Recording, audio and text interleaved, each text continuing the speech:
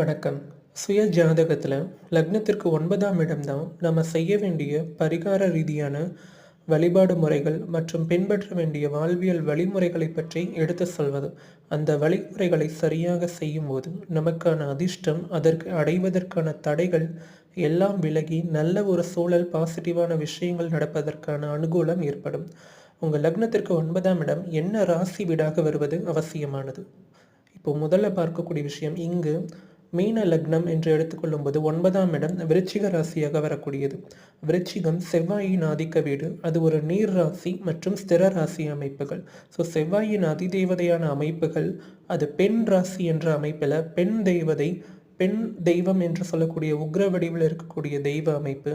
அந்த தெய்வத்திற்கு திரவ ரீதியான அபிஷேக ஆராதனை செய்து வழிபடும்போது நிச்சயம் நல்ல பலன்கள் கிடைக்கும். அது செய்யக்கூடிய நாட்கள், அதில் உள்ள நட்சத்திரங்களான குரு, சனி மற்றும் புதனின் நாட்கள்.